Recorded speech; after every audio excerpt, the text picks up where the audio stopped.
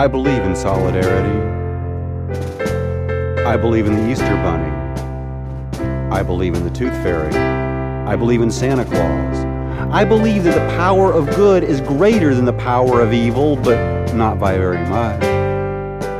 I believe in the Buddha, Muhammad, Vishnu, Jesus Christ.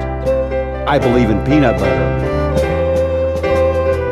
I believe that Athena sprang from the head of Zeus, and that Atlas really held the world on his shoulders, though I'm not really sure where his feet were at the time. I believe that it is the telling of the tale that makes it so. When John Henry was a little baby, I believe that children have imaginary friends, sit down on his daddy's knee, and that adults really can't see them. Well, he picked up a hammer and a little piece of steel and said, "The hammer gonna be the death of me, Lord, Lord. This hammer gonna be the death of me." I believe that blankets have magical powers that protect us from monsters. Perhaps that's why I believe in condoms. I believe that four-leaf clovers bring good luck. I believe that people really do get abducted by aliens, and that people who don't believe that never had an imaginary friend. In 2001, I saw an image of the Virgin Mary emblazoned upon a telephone pole in Miami. I pointed it out to others. A crowd gathered. People began to genuflect. I believe that every picture tells 1,000 stories, and that every story paints 1,000 pictures. You do the math. I believe that photographs themselves can speak. In 2005, in Paterson, New Jersey, I saw a photograph taken in 1913 of 20,000 people gathered in a balcony, listening to speakers shout their speeches with no sound system. In the far corner of that photograph, there is a small child, 8 years old, born in '05. That child told me his story. Captain said to John Henry, "You got a will in mind. You might as well lay your hammer down. You'll never beat that drill of mine, Lord, Lord. You'll never beat that drill of mine." He said, "What's 100 years between friends?" In 1900, there were not 1,900 automobiles or 1,900 miles of paved road to drive them on. But in 2000, there are enough miles of paved road to build a bridge from here to Uranus, and enough assholes on the road to form a traffic jam. In 1900, it cost 2 cents to get a letter from Paterson, New Jersey to New York City, and it took 2 days to get there. In 2000, it cost 38 cents, and it takes 2 days to get there. But what's 100 years between friends? John Henry said to his captain, "A man ain't nothing but a man. Before I let your steam drill beat me down, I'm gonna die with a hammer in my hand, Lord, Lord. Die with a hammer in my hand." In 1913, the imperial powers of Europe were about to begin slaughtering themselves wholesale with mechanized warfare. It had only been 10 years since the Wright brothers, and already people were dropping bombs from planes. In 1913, the Panama Canal opened, as did Grand Central Station. Cracker Jack introduced prizes for the first time. Buffalo Bill Cody's Wild West show could no longer compete with the new motion picture industry, and it went bankrupt. The Wild West was over. Richard Nixon was born. The streets of America were frenzied with the sound of factories. Women could not vote. The Russian Revolution had not yet happened, but its electricity could be felt on the streets of Moscow, Berlin, Madrid, Seattle, and Paterson, New Jersey. The sound of revolution is exactly as loud as the sound of a rumbling stomach. Some claimed automation would lead to a reduction in the workload, just like some claim home computers will reduce hours. John Henry said to a shaker, "Shaker, why don't you pray? Or if I miss that little piece of steel, tomorrow be a burying day, Lord, Lord. Tomorrow be a burying day." When the machine gun was invented, people said, "With this weapon, there is no way we could have another war. With a weapon that could kill hundreds in seconds." But the imperial powers of Europe convinced the poverty-stricken to throw their bodies into the wake of mechanized destruction. The boy in the photograph told me that he lived to see his brothers do just that. In 1913, Henry Ford developed the assembly line for automobiles. In that same year, mechanized sawmills were turning the great forests of the West into toothpicks. Sure, the first mudslides occurred, but dental hygiene was at an all-time high. Well, that is until the industrial workers of the world led the great sawmill strike of 1913. In Akron, Ohio, rubber workers were on strike. In British Columbia, railroad John workers. Henry was up on the mountain. A year earlier, the IWW The mountain was so high. had won the Bread and Roses strike. Now he called out to his pretty little wife. Said, I can almost touch the sky, Lord, Lord. Said, I can almost touch the sky. In Paterson, New Jersey, factory owners realized that anyone who could convince someone else to run in front of a machine gun nest deserved a medal. And the factories of Paterson, New Jersey ran 18 hours a day cranking out ribbons. The war to end all wars was just beginning, and there was no shortage of officers needing these ribbons. Black lung ran rampant. Demand was as high as the profits, but the workers were stretched beyond their limits. So the owners introduced a four-loom system that they claimed would lessen the workload, but in fact doubled it. And that was the cigarette that broke the camel's back. Thousands went on strike. Thousands were arrested, including the boy in the photograph. But there is no jail cell strong enough to withstand the rumble of a man's stomach. The jail cells were the epicenter of an earthquake felt all the way to New York City. Those tremors caught the attention of the IWW, who put together one of the most organized strikes in history. Rallies were held, weekly meetings. Well-to-do families in New York City offered child care. The boy in the photograph lived for 3 months in the home of Mabel Dodge, a prominent New York City heiress. Celebrity speakers were brought in. New demands were raised. The 8-hour day, health care.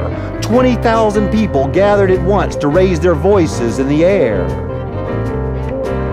The man who invented the steam drill, But for every foot they moved forward, he thought he was mighty fine. they were pushed back 11 inches. John Henry, he drove 15 feet. The steam drill only made 9, Lord, Lord. The steam drill only made 9. The power of good is greater than that of The steam evil, drill only made 9. but not by very much.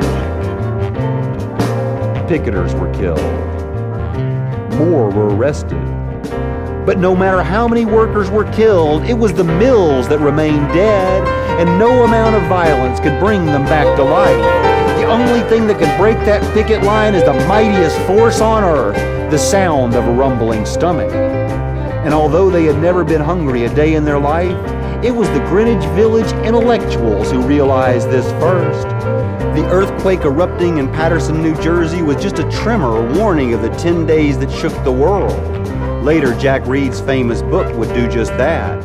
But for now, he was a Greenwich Village intellectual, and he began to work on a play. After all, it is the telling of the tale that makes it so. Why else would great stories only happen to great storytellers? He took his new play and turned it into a fundraiser, though you won't find his name in the program. Big Bill Haywood and Elizabeth Gurley Flynn spoke, though you won't find their names on the marquee. Famed scenic designer John Sloan created the set, though you will not find his name in the credits. No, instead what you will find is the pageant of the Paterson Silk Strike, performed by the workers themselves. Madison Square Gardens was filled to capacity. Critics sat in the aisles, prepared to hate this new propagandist art form. The striking workers waited in the wings, for in this play, the workers themselves would act out the event. Yes, in June of 1913, 1,000 striking mill workers joined Actors' Equity in New York City to perform one play.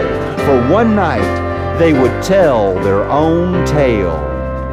And when the curtain went up, a whistle sounded, as if to begin a new workday. And on that stage, it was 6 a.m. on a February morning. The mills were alive, and it was the workers who were dead. But soon they began to think and talk among themselves. They began to sing La Marseillaise. It became their theme song. The audience joined in the chorus. The great silk strike had begun. Said to John Henry, and with each triumph, the audience cheered. the mountain is sinking And with each setback, they booed. John Henry said to his captain, man, there ain't nothing but my hammer sucking wind, Lord, Lord, and nothing but my hammer sucking wind. No rock concert could recreate the enthusiasm of that crowd. They made Woodstock seem like an episode of American Idol. The boy in the photograph was there. He was one of the tens of thousands in the audience at the end, standing in ovation, fist in the air. Oh, John Henry, singing at the top of his tiny lungs. Blood is running red. The International. Well, he falls right down to the ground and he says, I beat that steam drum, but I'm dead, Lord, Lord. I beat that steam drum, but I'm dead. The play received overwhelming critical acclaim.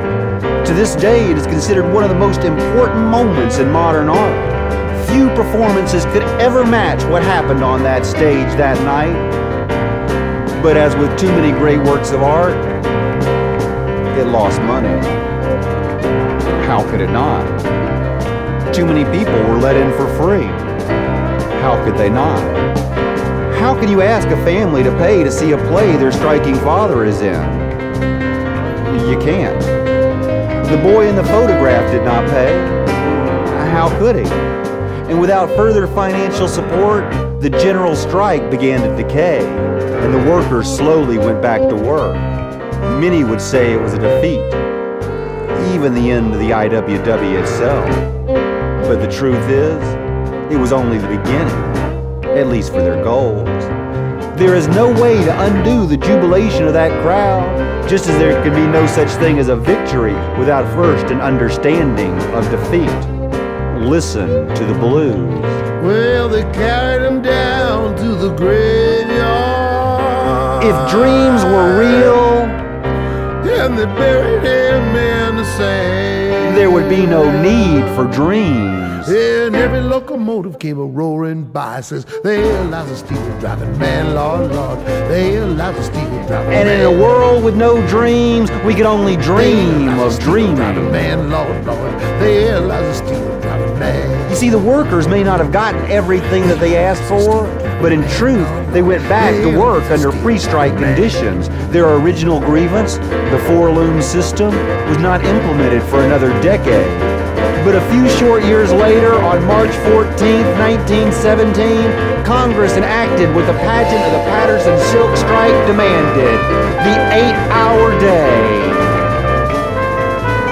3 years later, women could vote. There has always been a very fragile bridge built between intellectuals and laborers. Intellectuals intellectualize mill workers, and weavers weave the cloth of the intellectual. They can never be the same thing, but the bridge is there. It is fragile. It takes skill to cross it. Few will make it. Perhaps a play, perhaps a song, perhaps the photograph of an 8-year-old boy hanging in a museum in Paterson, New Jersey can cross that bridge. Perhaps 1,000 striking workers telling their own tale can cross that bridge. And once crossed, there is no end to what can be accomplished. John Henry had a little baby. You could hold him in the palm of your hand. And the very last words I heard that poor baby said, my daddy was a steel-driving man, Lord, Lord. My daddy was a steel-driving man. My daddy was a steel-driving man, Lord, Lord. It is the telling of the tale that makes it so. Just like the Easter Bunny and the Tooth Fairy and the greatest story ever told.